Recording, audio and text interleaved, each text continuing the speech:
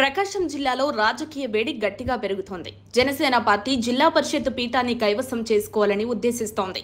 ఈ విషయాన్ని జనసేనకు చెందిన ఓ కీలక నేత ఇప్పటికే బహిరంగంగా ప్రకటించేశారు.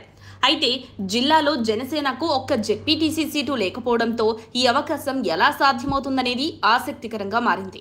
జనసేన కీలక నేత మాజీ మంత్రి బాలినేని శ్రీనివాసరెడ్డి ప్రకాశం జిల్లా జెడ్పీ పీఠాన్ని తమ ఆధీనంలోకి తెచ్చుకుంటామని ప్రకటించడంతో జిల్లా రాజకీయాలు మరింత వేడెక్కాయి. దీనిపై ప్రస్తుత జెడ్పీ చైర్పర్సన్ వైసీపీ నేత బూచేపల్లి వెంకయ్యమ్మ తీవ్రంగా స్పందించారు.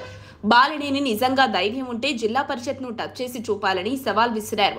దీంతో జెడ్పీ పీఠం కోసం వైసీపీ జనసేన మధ్య గట్టి పోటీ మొదలైనట్టయింది. జనసేన ఆవిర్భావ సభలో బాలినేని చేసిన వ్యాఖ్యలు జిల్లాలో రాజకీయ ప్రకంపనలు రేపాయి. జగన్ పై విమర్శలతో మొదలైన ఆయన ప్రసంగం చివరికి జెడ్పీ పీఠంపై జనసేన ఆధిపత్యం ప్రస్తావన వరకు వెళ్లింది. పవన్ కళ్యాణ్ గ్రీన్ సిగ్నల్ ఇస్తే బూచేపల్లి వెంకయ్యమ్మను పదవి నుంచి తప్పిస్తానని బాలినేని వ్యాఖ్యానించారు. దీంతో వైసీపీ వర్గాలు తీవ్ర అసంతృప్తితో స్పందించాయి. బాలినేని ఈ వ్యాఖ్యలు ఏకిపాడిగా చేయలేదని, ఇప్పటికే కొందరు జెడ్పీటీసీలు ఆయనతో టచ్ లోకి వచ్చారని ప్రచారం జరుగుతోంది. ఇటీవల ఒంగోలు కార్పొరేషన్ లో వైసీపీకి చెందిన 20 మంది కార్పొరేటర్లు, 3 కోఆప్షన్ సభ్యులు జనసేనలో చేరిన విషయం తెలిసిందే. ఇదే తరహాలో జెడ్పీ సభ్యులను కూడగట్టే యత్నంలో జనసేన ఉందనే మాటలు వినిపిస్తున్నాయి.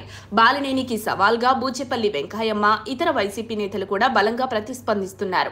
బాలినేని జెడ్పీ చైర్మన్ సీటును టచ్ చేయడం అసాధ్యమని, జనసేన ప్రయత్నాలు వృధా అవుతాయని వైసీపీ వర్గాలంటున్నాయి.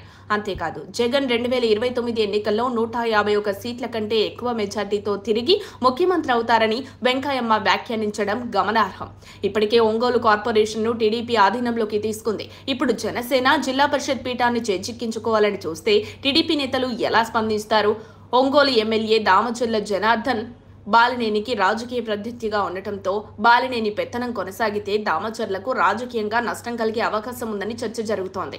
ప్రకాశం జిల్లాలో మొత్తం 55 మంది జెడ్పీ సభ్యులుండగా అందరూ వైసీపీకి చెందిన వారే. అయితే 3 సభ్యులు వృద్ధి చెందగా 4 టీడీపీలోకి మారిపోయారు. అయినప్పటికీ వైసీపీకి ఇంకా 48 మంది సభ్యుల మద్దతు ఉంది. జనసేనకు జెడ్పీ పీఠం దక్కాలంటే 28 మంది సభ్యుల మద్దతు అవసరం. ఇక వైసీపీ జిల్లా అధ్యక్షుడిగా వెంకయ్యమ్మ కుమారుడు దర్శి ఎమ్మెల్యే బూచేపల్లి శివప్రసాద్ రెడ్డి ఉన్నారు. ఆయన తన తల్లి పదవి కాపాడేందుకు జెడ్పీ సభ్యులపై ప్రత్యేక శ్రద్ధ వహిస్తున్నారని సమాచారం.